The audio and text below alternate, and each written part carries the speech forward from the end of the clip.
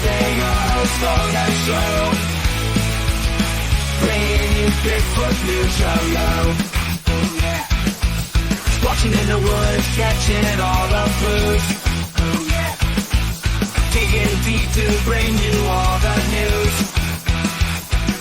From sightings to footprints, it's all in the light. Stay tuned to Squatch-D, it's out of sight. And good evening, cyberspace. Welcome to the Bigfoot News for today's date, March 8th, 2024. I'm your host, your guy, the Squatchdetective Steve Coles, along with my co-host, Mr. Chris Steve. Bennett. Hello, Chris. Good to see you, Steve. Man, I'll tell you, I hope you guys are staying a lot drier than what we are. We've been having rain off and on all week down here. Well, today was a day we didn't have rain. We had a lot of sun, but we're supposed to get more rain tomorrow. So it is what it is.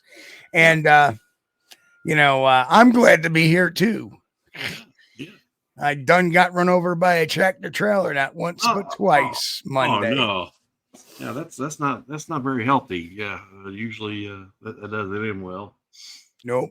That's why my neck, if some people notice me go like this or anything during the show tonight, it's because, well, I have a little bit of whiplash from getting smacked around, but we're working through it.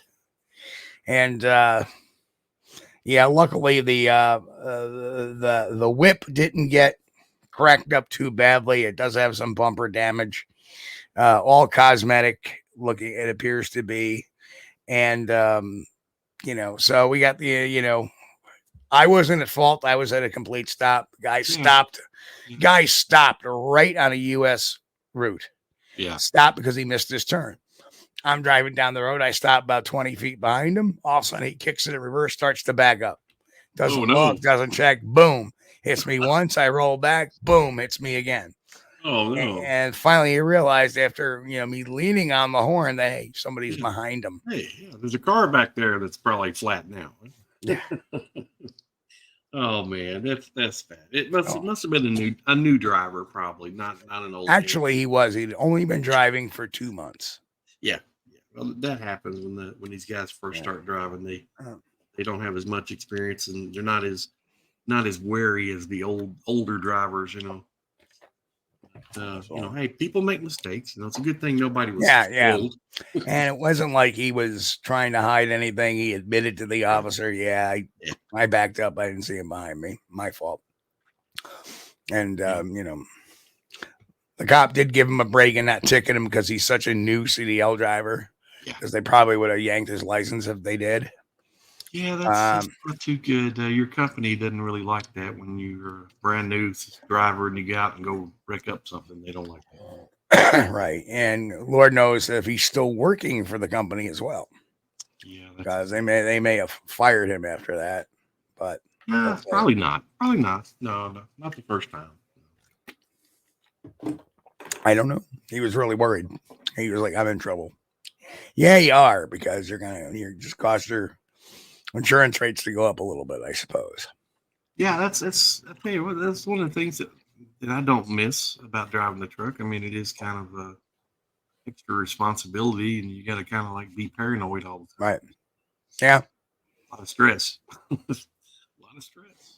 But it's fun. I mean, I love seeing the country, drive all over the United States. I love that. Fun occupation. Yeah, it's like a vacation. Yeah. Yeah. Little tough on the old hemorrhoids, though. It could be, I guess, if you got them. That's true. It's true. Oh my God, it's tearing the ass out of me. Anyway, we got to do roll call. We sure do. That's why I got it all propped up and ready to go. I'm scrolling. Roll call time. Okay, first in today was Walter Kroll. Walter with TJI Friday. Thank God it's Friday. Sir. Lester made it in at number 2 this time. That's a step up. Good to see you, Lester. And of course, we want to thank Lester for gifting 10 Squatch-D memberships. Thank you so much. You are a saint and a patron. We appreciate you, Lester. That's right. Well, he does pay. He is one of our patrons, as he's a member of the network. So I kind of would make him a patron saint with it. And a saint, yes. Sure and who else? We got Sharon, who told us to have a good show. Thank you. Grasshopper is in the house. Hello, Alan. Grass. Good to see you, man. Don Come Out Jr., good to see you, Don. Don? Mitch Hargrove, good to see you, brother. Pete Yes. H., all members of the channel now. Little Kilroy was here. Good to see you, Little Kilroy. Little Kilroy. Walter Kroll. Walter. Ristel is in the house. Ristel, Welcome, good evening. Ristel. Thank you for all you do. Who Appreciate else? Martin Stilts. Lawrence, I'm welcome. an academic. Good to see you. Bron Age John. Hello, Mr. Martin. J. Hello, JC. Good to see you. Don. Angel Nolan in the house as well. You. And hey, we got YouTube user, whoever that may be. Welcome. Good to see you. Arthur Watch. Jen. Hello. Hey, Jen. Connolly is in the house as well. Tom Conley. All right. Said he still can't find the swing line. By the way, Mick is in the house. Nick. Pat Fisher in the house. Hello, Pat. Good to see you Pat. again. Tennessee Cherokee. Good to see you. Tennessee Cherokee. Welcome. Arthur Watch. I think we said Arthur's in here, but Arthur Watch is Hello in. again, Arthur. Hey, Bob Hip, Riffraffs RC. Reference. Hello. All right. Cool, Bob. Gary Johnson Jr. or Gary Johnson Sr. I'm sorry, is in the house. Hang on, Gary? I gotta Good move. to see you. So I gotta learn not to crank my neck into it. Kaiju Ninja 1985. Ninja, welcome. He said, "Was there a how's my driving bumper sticker on the back?" Truthfully, all I saw was an H right here. Yeah. Oh, man. Hey, the tackle technician. Good to see you, sir. Tackle. And just to let you know, I did get your Facebook friend request approved and through. So you're on board. And it's good to see y'all. Good And of deal. course, now's the time where we do the Bigfoot news. All right. So this week I'm up first. Oh, okay. And we are talking about the Bigfoot print found in UK, the alleged Bigfoot print. This comes from the local news source, Coventry Live. Said a walking group of Brits were left gobsmacked. Oh, there's an English term, gobsmacked, after stumbling upon what they believe could be a Bigfoot's footprints. The massive prints, which were found size 16 or larger, were found near a coastal path in the southwest of England. Ziggy Austin, a teacher, was leading the coast-steering group. First noted the huge tracks on Saturday, March 2nd, in Torquay, Devon. Ziggy and his rock-solid coast-steering group were exploring the woods at Watcombe when they came across these mysterious footprints. Ziggy shared, "We were walking on one of the paths that comes through the woods that joins the southwest coastal path. Then suddenly someone starts pointing down at the mud. We all just said, 'Oh my gosh, that is weird.' It then went all quiet with us looking at each other, thinking, what's going on? And just starting down at I think they meant they just staring down at these footprints. Yeah. I went back to see where they began and ended. They seemed to come out of the woods, go along the path for 20 meters. That's about 60 feet, folks. And then go back into the woods again. There was a whole track of prints. Each print was perfect, like the one in the photo. These tracks did not look like they were fake. You could see where the weight had been distributed. As a science teacher, I have to go on evidence, then come to a conclusion. Either someone with big feet was strolling barefoot through the woods, or they belong to something a bit more exciting, a potential Bigfoot." Very cool. Well, here is the very interesting thing I find with the prints. Now, a lot of people say, well, England's an island, but at one point, England was not an island. It was actually part of, mainland Europe, and when all the continents were scrunched together. So it's not a volcanic island like Hawaii, which there are really no legitimate Bigfoot sightings. So, but that being said, in looking at this photo, this is my interpretation based on one photo. I would have loved to have seen the trackway where we can kind of gauge things like, this guy's a science teacher. He should have taken measurements. He should have, measured the strides, but that wasn't done. Need something for scale in the pic. Something, yeah.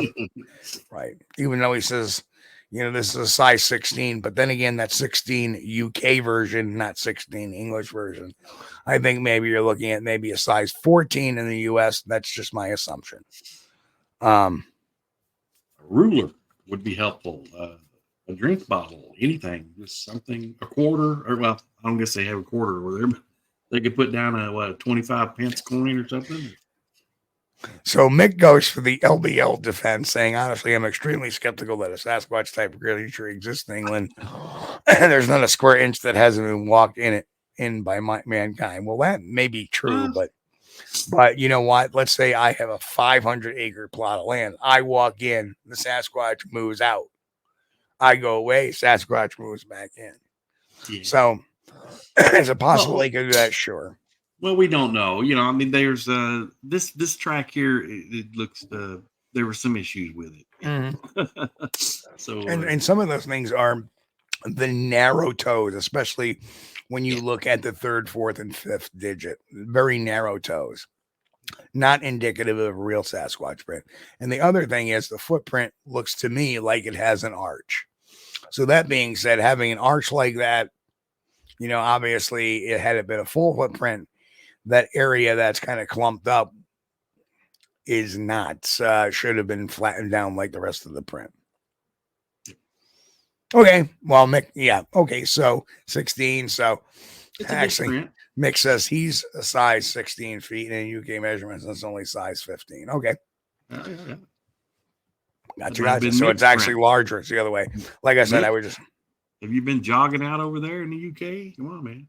Fess up. Yep. That's somebody with big feet, though. That's for sure. Yeah. But not wide feet. Mm-mm. And one would expect, like I said, the missing arch. Right. And even if you look at that print now, you can see there is a lot of pressure on the upper part of the foot where the ball of the foot is.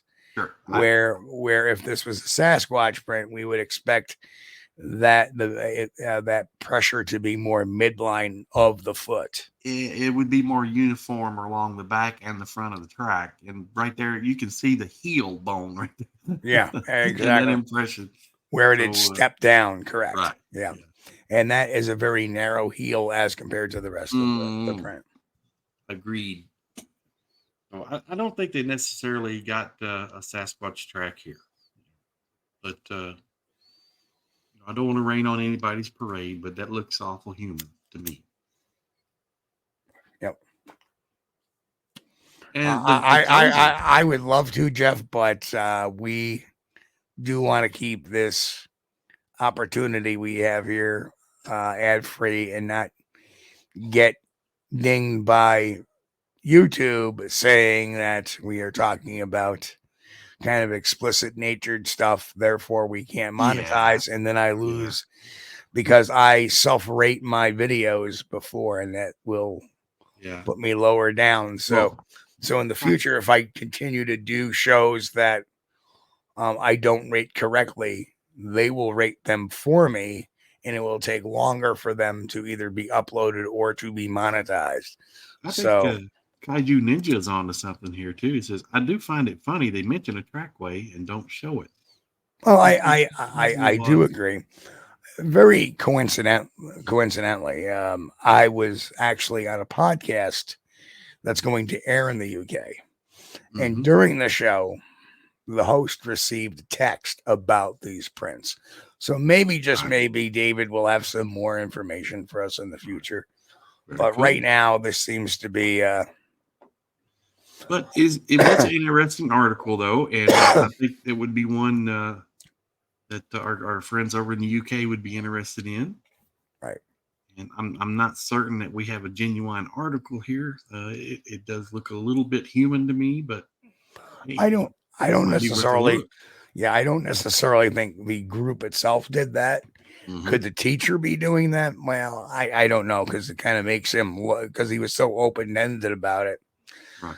Well, I don't know in the UK, but in the US, there are clubs of guys that do backwoods running, and they jog through the woods, and they have these shoes or kind of sock type shoes that they pull over their feet, and it lets their individual toes have each section. It looks like a foot, okay?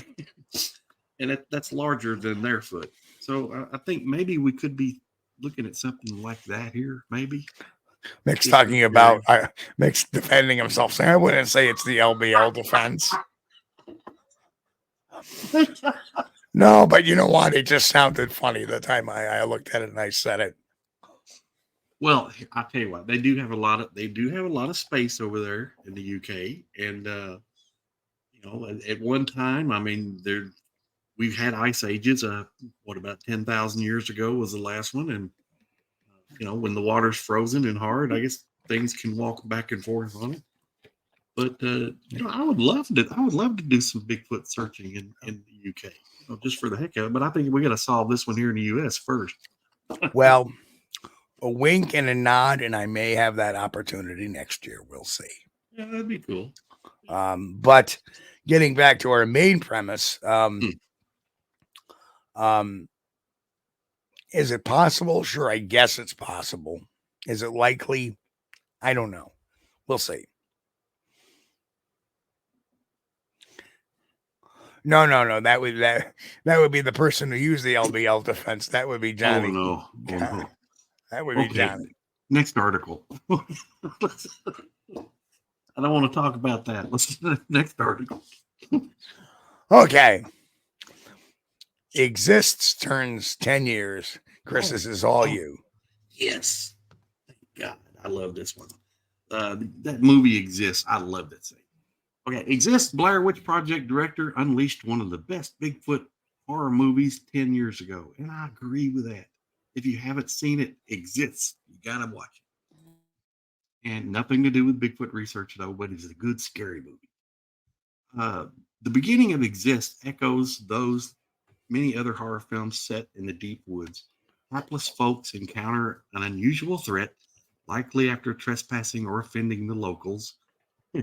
And as the well-used formula commands, the characters then die in a gruesome fashion. Eduardo Sanchez's 2014 film is admittedly derivative of most body count horrors with rural backdrops, yet it contains at least one novelty to set it apart: a Bigfoot. Hardly 5 minutes into the film, and the young cast hit something on the road as they assess the damage to their car and figure out what they struck. The characters get the sinking feeling that they are being watched from the nearby woods. Someone finally states the obvious: that wasn't no deer, bro. On average, found footage horror films delay their strangeness in an effort to establish a semblance of normalcy, make everything hyper normal and deliberately tedious so that the bizarre bits are more persuasive. Exists, however, takes a few shortcuts. The requisite videographer of the group, Chris Osborne, the actor, even shows the story's imminent danger to his brother, Samuel Davis, their friends, Dora Madison Burge, Roger Edwards, Denise Williamson, and the viewers. This handheld camera captured a glimpse of the hairy hominid in question walking upright and alongside the road that fateful night. Other filmmakers would steer away from revealing Bigfoot so early on and blatantly, yet knowing the beast is indeed on the prowl does not diminish the overall effect. The audience now simply waits for the inevitable to happen. Now that's the thing that I liked about this movie, Steve. You get to see just a quick flash of the creature really early on. Yep. And from the rest of the time, while you're watching the actors, do their part, when they're outside, your eyes are constantly looking in the background. Is Bigfoot back there? What is he going to do? I love that. As a remembrance of this, perhaps I will see if I can reach out and get Eduardo on the show, the director, Eduardo Sanchez. That would be great. I've actually had him slated a way back when, but those were in the years where we had to take time off from shows because of things, and so I never did follow up. But I will follow up with him this time and see if we can't get him on the show at some point. Oh yeah. But yeah, Exist remains really one of my favorite, the creepiest and probably most authentic part of that movie was when the guy was trying to escape it on the bicycle. And he's pedaling like a mofo going through the boy. trail. And Yeah. meanwhile, here's this thing just running, keeping up with him, Right. showing the speed of the creature, which is, Yeah. I thought that was phenomenal. That was a unique take on that. And in case you're wondering, not only has Eduardo did the Blair Witch Project, which was huge for when it first came out.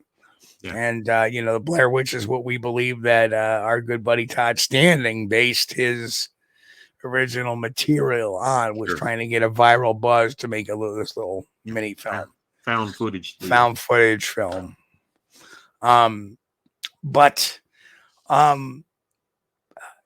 exists, has a very, how should I say it, sad but happy ending. And, it's happy that don't want to put out any spoilers or anything for anybody that hasn't seen it, but if you haven't seen it, you should watch it. If you like, a good Bigfoot, there's nothing to do with research in this movie. Right. It's nothing. But some of the stuff, the research findings, and those type of things are used in the movie. Things like hearing calls and tree knocks, and the creature speed. The speed, the smell, all of that is all intertwined into this. Right. So you got a minute, you watch it. It's very entertaining. And I hate to see Bigfoot portrayed as a monster, but it's a monster and a killer in this instance because of something that had occurred. Reasons. It wasn't just a natural killer. Yeah. So reasons.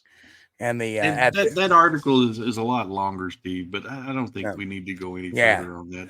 The what I like is the creature is probably, I won't say it's authentic, but it looks like one of the better versions we have seen.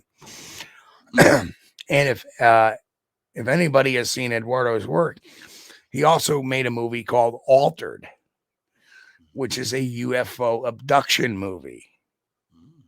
And 3 guys are planning revenge on the aliens that had abducted them, and they try to find them. And that in of itself is a great movie to watch too. So I've seen that. Write that down. I don't think I've seen that yet. Oh, I did watch that one about the I can't remember the name. I had it written down, but it was the butterfly guy that went camping, hiking over the mountains to categorize butterflies, new species. Oh, yes. I did see that, and it was good. It was good. It's not like you never get to see the stuff, but I don't know if Exist was extremely gory. I don't think it was gory. It was very Eduardo uses a lot of inference. Yeah, that things happen. Yeah. And, is it gory? No. Is it shocking at point times? Yes, but it's not gory by any means. It's not like Bigfoot's ripping the intestines out of somebody. No, I don't know what the rating is. I think it's probably like a PG-13. I don't think it's anything worse than that. Well, let's find out. Yeah, I'm looking to see what's dang it, the article doesn't show the rating. Oh. Well, it was rated R. Oh, was it? Correct. Maybe because of the boyfriend girlfriend scene, maybe that, and not to mention it does show the body pile at one point in time. So, and Willow Creek, another great movie. Thank you, Ristel. That was another great movie directed by Bobcat Goldthwait. But and Bob's a big Bigfoot fan. I mean, he's a I don't know if he's a believer or he's just interested in the phenomena, but he's a big guy. Obviously, he embraces a lot of these stories. He's very well researched on them. Yeah. And and puts them to film in a low budget way, but yet it's his filmmaking ability that makes these movies creepy. Not money, not artificial, not CGI, not digital animation. It's all his own working. So you can make, if you've got the imagination and you've got the vision, you can make a film that still can be shocking and intimidating and scary without multi-million dollars for special effects and stuff. Right. And what better movie to make than one from a Bigfoot movie? You can do that in the woods. Right.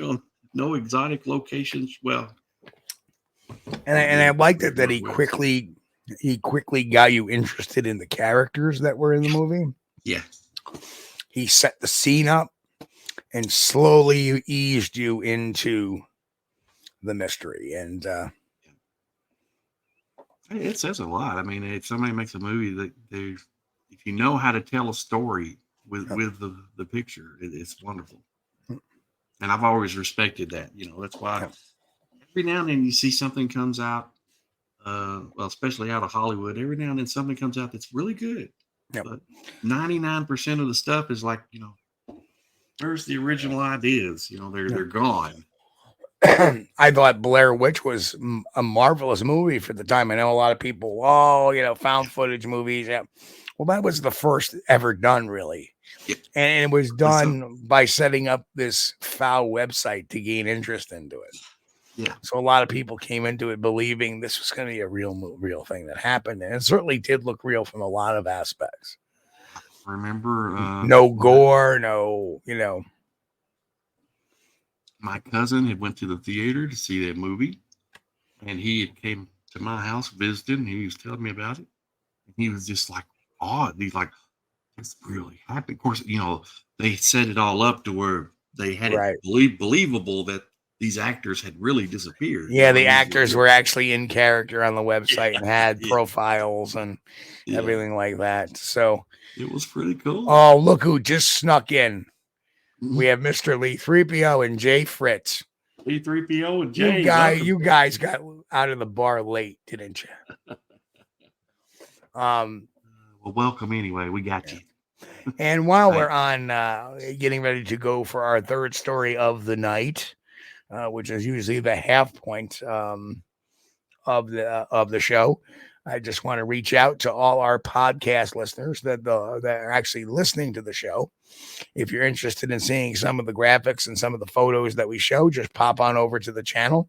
You can get there 3 ways: youtube.com/@squatchdtv, squatchdtv.com, or squatchdetective.tv.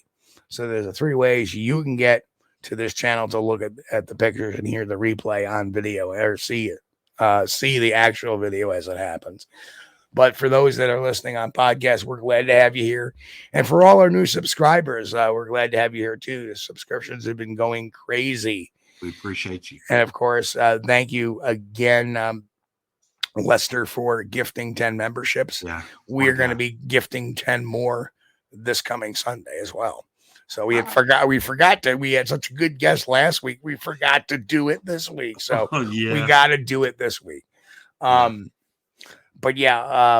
absolutely. And if you're really interested in it, I know 10 people got a free look at the member section. Enjoy it. If you like it, stay with us, because you're just getting a tip of the iceberg, which yet to come. It's getting to be nice weather. That means I'm going to be out filming more. So things coming. So actually, Tackle Technician asks a question, not necessarily based on this. With the increased Bigfoot shows, movies, and seminars, do you find witnesses coming forward more easy? Yes. Every time I go to and thank you, Don. Oh, God, Donald, man. Oh my God, you guys are crazy. I love you. Wow. I can't believe this. So I appreciate it, man. I love super stickers and I love the other stuff. I appreciate those as well. But when you gift memberships to people, it gives them the chance to stay. They see what they like, they stay. So thank you, Don. Thank you, Lester. Yeah, you guys, we appreciate you. I mean, I'm doing that as stiffly as possible because my neck is kind of. And I know I'm not the type that's going to go after the trucking company or the trucker because my neck hurts. Is what it is. What it is. Wow. You guys are great. Yeah. You know, and you know, me and Steve, we talk about you guys all the time. You know, We do. We got the greatest audience in Bigfooting shows ever, and we're so, you know, I know I keep saying that, but I mean it. I'm proud of you guys, and I'm so honored to have you. That you would spend your time hanging out with us. I mean, it's And your great. money on us to help produce some of these. Yeah. Yes, Mr. Jeff, I had gotten, I don't know if you missed it, but at the beginning of the show, I talked about getting hit backed into not once but twice by a tractor trailer that decided he missed this turn. He was going to stop on the US Route 4. And now Jay just did it. You guys are too much. You guys are too much. I can't take this. You got Jay. Oh my God. Oh my God, Jay. You guys are crazy. I love you. I can't believe this. I cannot believe this, Steve. Yeah, well, you know, and you're right, because you ignored a concussion whiplash. I didn't have a concussion. I didn't really hit. And the force of it wasn't. And now tackle technician did it. The tackle tactician. I know that's got to be a fisherman. I know it's got to be a fisherman. Yeah. It is. Yeah. Oh, thanks, Pat. Appreciate you. Oh, man. Holy. So that's 20 new members we got lurking around. I just can't believe it. Yeah. Amazing. And there's Bristol with the muscly arms. Yeah, definitely tonight was a power up on the channel. I mean, you guys, yeah. I can't believe you guys. I can't believe it. No, I just stopped. Apparently he missed his turn. He decided to stop. Didn't bother looking in his rearview mirror. Or wasn't looking, and then he just started backing up, and I'm like leaning on the horn. I'm 20 feet behind you, mind you. So he starts backing off relatively fast. I go scramble to get the dialer knob on there, and boom, he hits me. And I put the car into neutral, and it rolled back. And then as I'm rolling back, he hit me once more, and then he came to a stop, and then I stopped. And he just evidently he didn't see you at all. No. Yeah. So is what it is. I mean, I hate that for the little Bronco. I hate it for you too. Little Bronco still runs like a champ. It's the alignment isn't even damaged. I checked the alignment already, and it's just like superficial scratches on a little bit of cracking on a couple of pieces in small places. Is what it is. You know, that's, you know, they're going to obviously, I'm sure their insurance is going to pay for my damage. So they'll fix you back up. They better. That's a nice thing. Yeah, they better. Holy tamales, 20 new members. Tactician, man, I can't believe it. Thank you so much. We got 25 new members tonight. You guys are great. Wandering on there. And, you know, and like I said, folks, if you get that free month and you like it, stick with it. It'll be worth it. But yeah, we'll as it warms up, we're good. Steve's getting back out, and old Crisco's getting back out too. Yep, got some plans coming up, and some things so going on here locally in Kentucky. Wow, I just can't believe it. Thanks, guys. Yeah, I mean, we got Lester, and we got Don, and then we got Jay, and then we got the tackle technician who's brand new to the channel, really. So I'm glad to have him here, and apparently, and I'm glad that you like our content, that you would do that. So I appreciate that so much. Chris, we got to get on to the next story. Oh yeah. Okay. So the next story, let me do this. There we are. And I know there's a lot of writing, but this comes from NPR about a book called The Secret History of Bigfoot.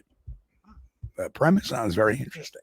Mm-hmm. When I heard John, and this is written from NPR, but when I heard John, it's a review, when I heard John O'Connor's The Secret History of Bigfoot, field notes on a North American monster was coming, I knew I had to read it.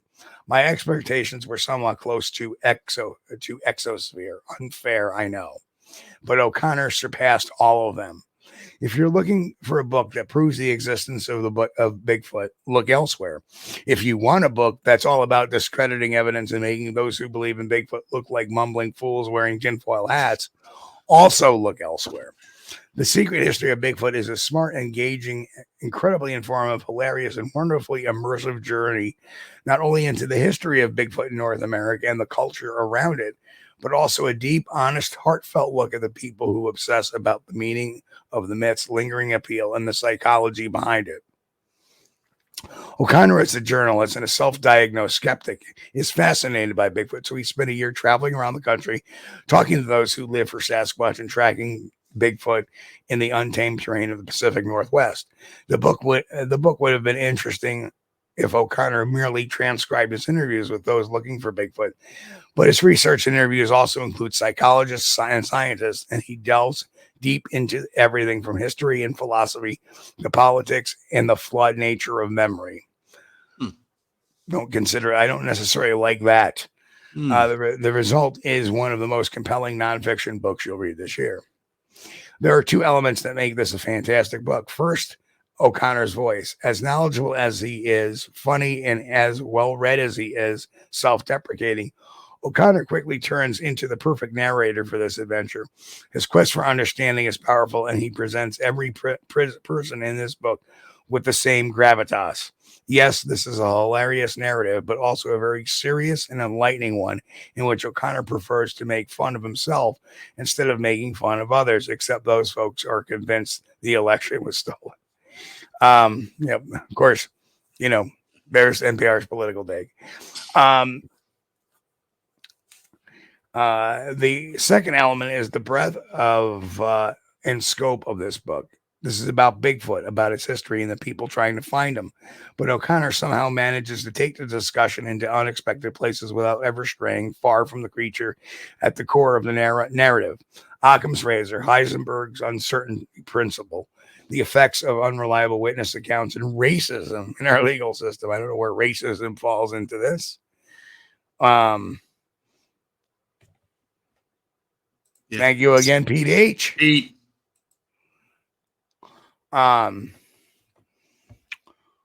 So the NPR, they throw in a few little political. Yeah, we don't do politics here, though. Right. Never have, never will. Right. Occam's razor, the unreliable witnesses, racism, illegal pseudoscience and its appeal, the magnetic tug of hidden things, and the considerable gap between perception and reality are all part of this book. It's very interesting that he is commenting so much as a journalist on psychology. I'll explain later.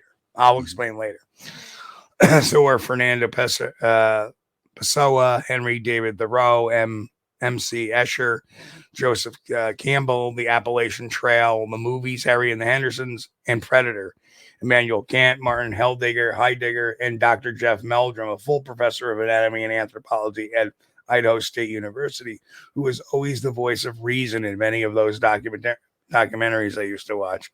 And those are only a few of the people, cultural products, and ideas in the book. O'Connor is brilliant in an engaging way. You'll learn things reading this book, but you'll never feel like he's trying to teach you something or preaching about his own beliefs. Okay. No, he's a Kantian. So that's where he's going to get off on the philosophy. I kind of think I remember this guy. I don't know that there were some guys over at the International Skeptics a long time ago talking to people about Bigfoot and making different threads about the psychological aspects of it, things of that nature. Right. And which it's a good well, I always get worried when people start talking about the unreliability of witnesses. Because you know what they're mainly unreliable about? I mean, when people throw that out there, that is completely a skeptic talking. Sure. Because we never talk about the unreliability witnesses when we have a assault victim or somebody goes to court and says it was that man there, or a robbery victim that says it was that man there or that woman there. Right. Well, that's the one thing that the skeptics will band together on, and they'll say all eyewitnesses' testimony is unreliable.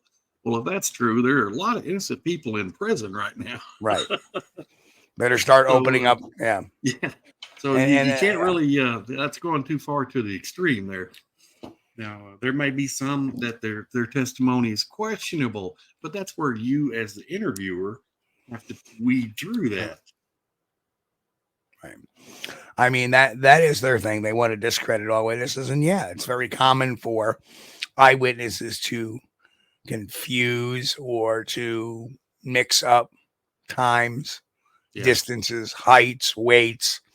Those are all subjective assessments they're asked to make on the fly.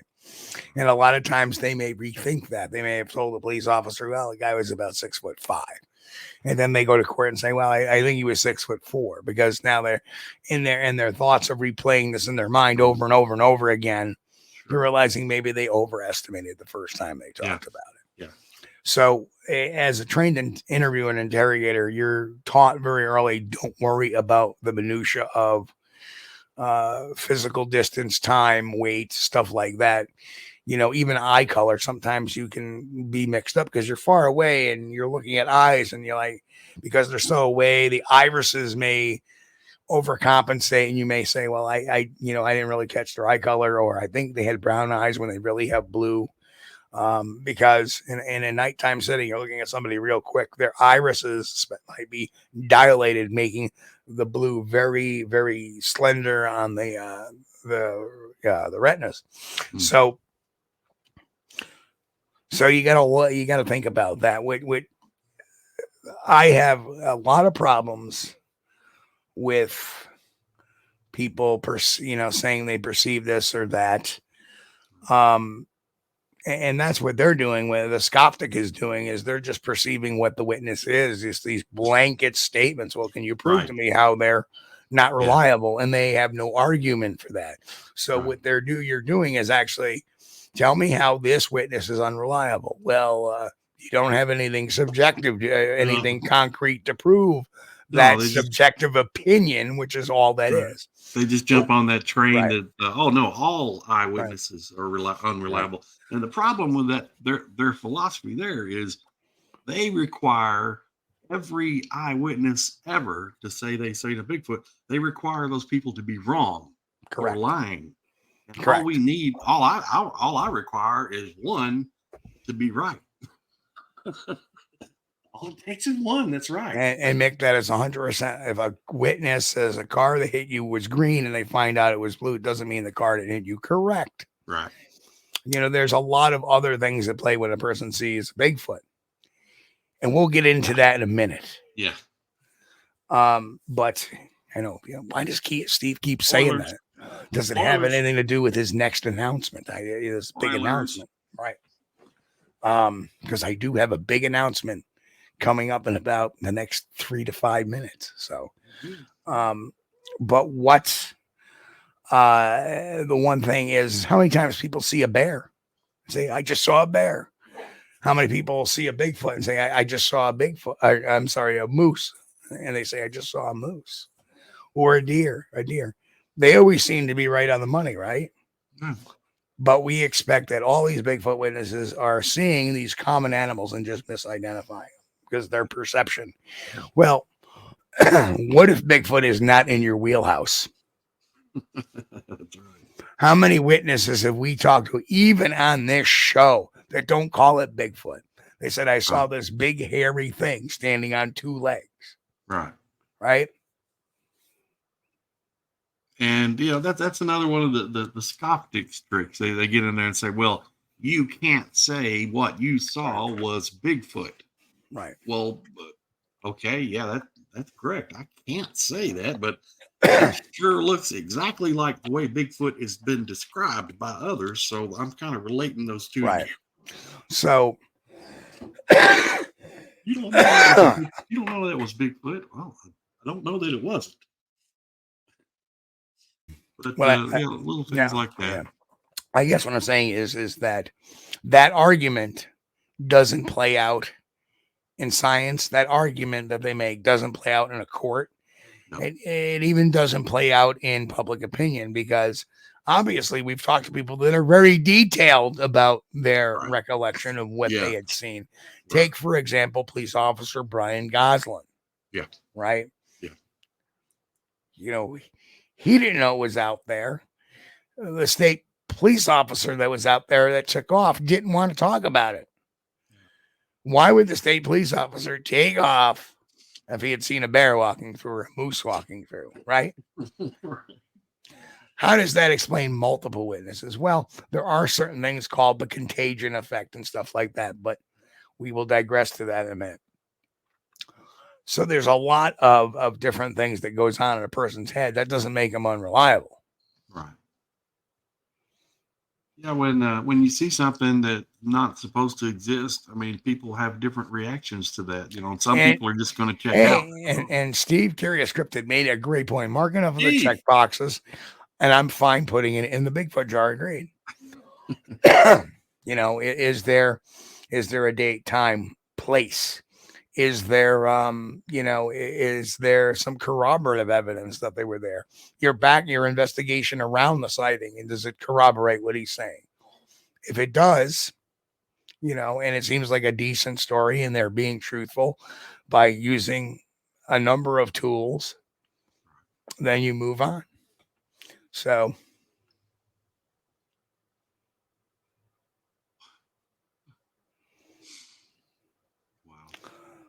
So, and Don said, I heard Fault has a cop working on charges against the people involved with bringing his lies to the forefront. Well, yeah, I look at it this way. Really, you can have a cop working out. There's nothing criminal, and lions don't worry about the bleats of sheep. Remember that. And I wouldn't too either, Don. Of course, for folks who are wondering what that is about, we did a video. Basically, he said, watch, and we talk about Vault and some of the amazing bending of the truth he does. So, you watch the folks that are listening on audio, check it out on the channel. You'll understand completely. So always tell the truth, because the truth is a powerful thing. That's right. And when you lie, there's a lot of things that go on in your mind. Yeah, right. And you know how I know that? You're responsible for weeding them out. Or you were. Because coming in May, this is the big announcement. Coming in May, I am just about finished writing the last few chapters in my new book, The Psychology of Bigfoot, a guide to understanding Bigfoot claims. Yeah, I use them all the time, so no, we can't have a dollar jar for that. Yeah, we can't have a dollar jar every time I mention Todd standing or Mr. 2505 Federal. If you've watched any of my videos, 50% of the dialogue is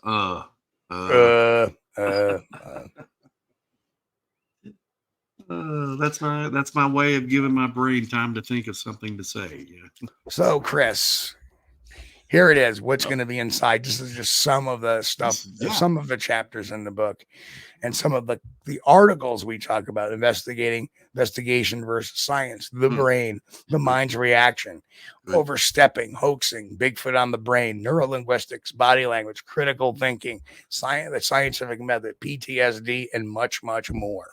That's just touching the iceberg of some of the content. And we go into other things like Occam's razor and cognitive dissonance and a lot of other areas that will give you some evidence or some tools, rather, to use to fetter out Bigfoot claims. And through that, and in this book, you'll see real-world examples of some of these concepts play out, and you will see some Bigfoot evidence play out in that. So it's not going to be a large book. It's not going to be as large as the Sasquatch playbook. I'll tell you guys right now, I'm at page 132 right now. I don't have the forward yet. Got to do that. And I still probably have 2 or 3 more chapters to write. So it's probably going to be anywhere from 150 to 175 pages when it's all said and done. Well, And forgive me.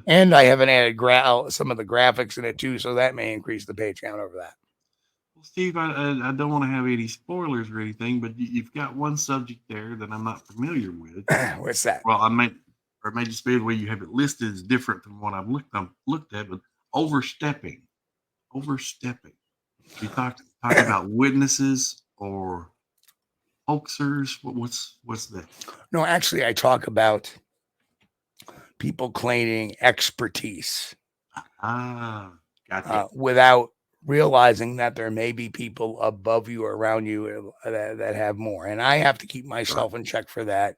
Right. I got a very spirited discussion today, and I made a statement that was wrong, but in a way I found out it was right, because it all got to be over the argument, which is kind of moot because it's not really a tool that we use very much in the interrogation and interview field anymore, because a lot of statistics have showed that it's really not that accurate. And that is which way a person looks when they talk. And people say, they were saying for years, if you look to the left, Yes. that's deception. If you look to the right, that's accessing your memory core. The problem is with the British found in the UK, they did an experiment on that, and they found people that were left-handed did it the opposite way. Yeah. That's back to psychology for educators. Right. And that would make sense too, because our brain functions a lot of times, are reversed. Our dominant side is our left, which means the right side of our brain is the areas we access to the large, imaginative section. Whereas, so the right, if the eyes go to the right, you're accessing the left brain, which I think that's the creative side. If your eyes go to the left, I think that's accessing the right lobe, and that's the reasoning side. Isn't that right? No, the other way around. But to look it around. The bottom line, the bottom line is what I found out is that they did research on all this, and it was all over the map. So it wasn't really all that argumentative. And this was the original premise of this was done back in 1972. And the more recent experiments prove that this has kind of been disproved. So now we look, So now we look at more different things like micro expressions, brow ridge, forehead, stuff like that, body language, body positioning, neurolinguistics, how somebody talks. And finally, I think the cap on all of it is we take all of the elements, critical thinking, Occam's razor, all this stuff, and we put them together to make it an effective toolbox, not for somebody to judge somebody, because none of the stuff in psychology, none of the stuff like a polygraph will ever really determine if a person's being truthful 100% of the time or lying 100% of the time.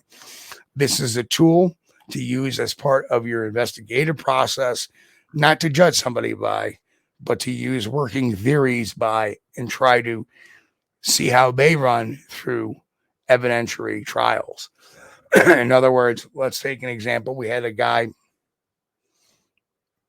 a couple of years ago get on a podcast, made some really wild claims, and people got mad at us because we accented what he did, how we could tell neurolinguistically the signs and body language wise the signs of deception. We ended up doing that after. We did it before, but we didn't release it until after he said, all right, I made the whole thing up. And you understand, looking at that body language created that dialogue to make his admission. Right? It wasn't used to accuse him. Never was to accuse him. We weren't going to publish or, he's lying. And here's the reasons why. And you need hard evidence. So when he admitted to it, okay, then, and we actually got his permission to use some of the facial features and some of the micro expressions he was exhibiting while we were questioning that line. Yeah. And we used to do Bigfoot witnesses, and we would have them on and then question them. And in that case, we've got the media hats on, in that case. Right. But here's the thing. People will use it to judge, but let me kind of explain that to you. Judge how. If people use these tools and come out using them as evidence, they will get laughed off the planet. There's no thing you need physical evidence, an admission, something that will determine that. But it can certainly drive you to a working theory, which is kind of a judgment in that revolves. And there's examples in the book of real world examples, Bigfoot examples, where you will see the your working theories evolving because of evidence and body language and where it goes to from there. So I think it's going to be helpful to the researcher and the investigator to help them understand people. And that's really important because you've got to know people. Everybody's different. And body language, and Martin's right. Body language is just one thing.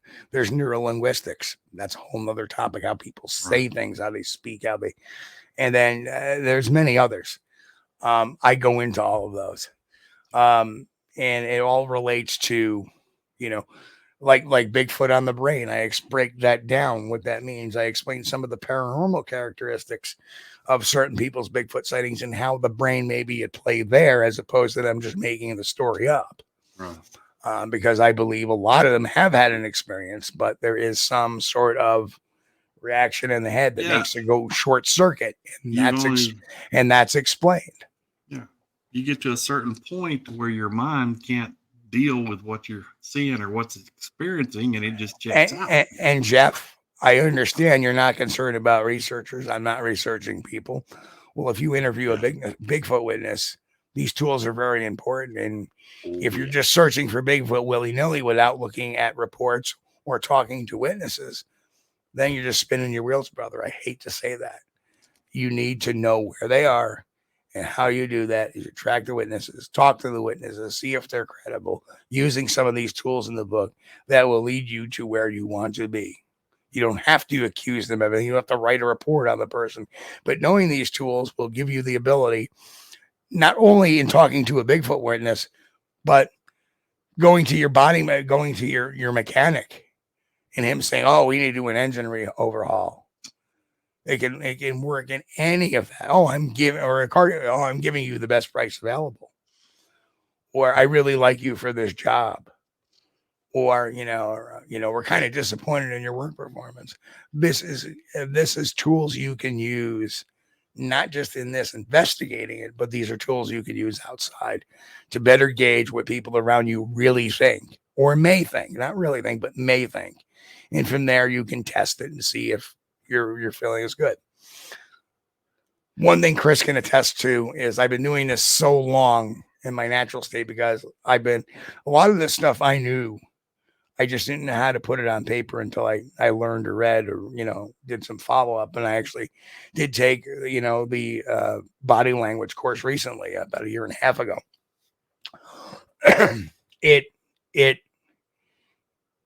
It comes to me almost second nature sometimes. I always turn it on because you got to turn it on, turn it off. And a lot of times I talk to somebody, I'm not even thinking about that. But when I'm going to a specific meeting or a specific appointment where I need to look that person in the face and they're telling me I need $1,200 worth of car repairs, I can kind of get the bullshit meter up and down to see whether or not they're lying to me. And that to me. So you know what? Now I'm not going to say to him he's lying. You know what I'm going to do? Let me get a second opinion. Yeah. And that's what happens. Yeah. And then, Steve, after so long, you can't turn it off, Steve. You can't turn it off. I'm pretty good at it. I don't care. Whatever. Thank you very much. Have a nice day. Unfortunately, yeah, you can tell sometimes people that are in a standoffish mood almost.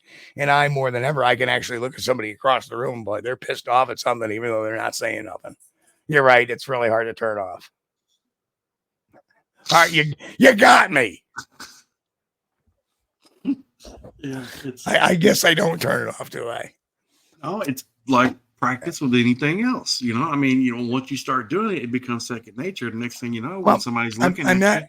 I will say this. I don't actively look for it when I'm conducting No, my day. But exactly. sometimes somebody will catch your eye and go, man, that person's really pissed for no reason at all. Exactly. Yeah, exactly. Right. Oh yeah, go boy, I she's thought, mad at him. I'll tell you what, the poor truck driver, when he got out of his truck, his eyes were about this big. Yeah, Because he was like, he was oh, shocked. Oh no, scared to death. Yeah, but if you go to the mall and walk around, you're gonna see that. And- Oh boy, that guy's he's gonna get it when he gets home. She is mad. And when this book comes out, you'll understand about biases and how to remove them and how to recheck yourself and stuff like that. So it's gonna be really a fun book. Like I said, it'll be out in May. We got to get running. It's 10 o'clock, Chris. Oh wow, already. Yeah, forgot. Yeah, this is a 1 hour deal. So do your thing.